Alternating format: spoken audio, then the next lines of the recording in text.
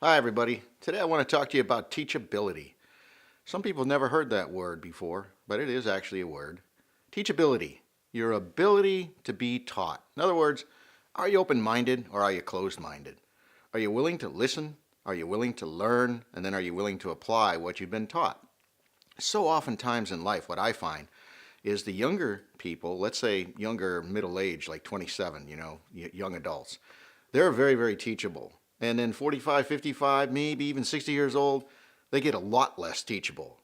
And so what I have found out is when I'm working with the younger people, it's so much easier to communicate with them. They're so open-minded, their willingness to learn, and they're excited about learning.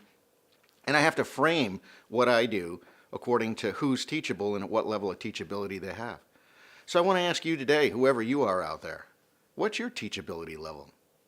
Are you open to receive, or do you know it all? Are you willing to learn, or have you learned it all? Are you willing to glean some wisdom, or are you the wisest one in the room?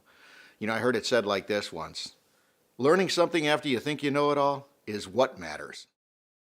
So I want to share that with you. My mind is so full after 30 plus years of teaching and training in the industry, and I'm constantly open to being teachable. I'm constantly learning new things and growing and changing and on a personal growth plan. And I just think it's so important for you to be teachable. Let the wisdom faucet pour into you. Allow the words that others have to take seed and take root if they're a benefit to you. Everybody has something to give. Everybody has something to receive. Practice being teachable. One of the fine lessons that I have in being teachable is when I'm around little kids. You ever watch a little 2-year-old, 3-year-old, 4-year-old? They're scampering all over the place and running, and you're yelling at them and saying, hey, stop, stop, stop. They're not very teachable, are they? You really have to sit them down and get their attention and get their focus.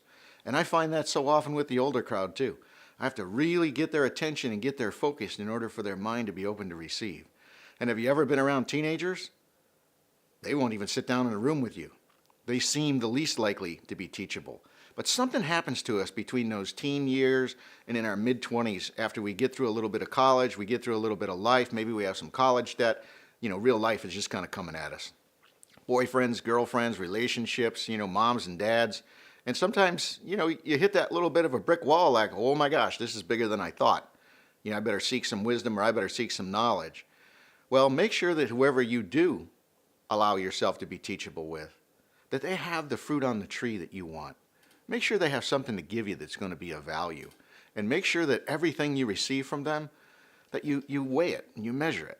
Does this really apply to my life? Does it move me closer to my dreams and goals? Does it affect me in a positive way over the next 2 to 5 years? And that will really help you to remain teachable in your spirit as you grow older. And for those of you like me that are over the half-century mark, I just want to tell you, you're not done. There's plenty more to learn. There's plenty more to do. Some of the most famous entrepreneurs in our country didn't make it and didn't become successful till well after their 60s. People like Frank Lloyd Wright, who didn't get recognition till late in life. Colonel Sanders, he's another great example. Kentucky Fried Chicken.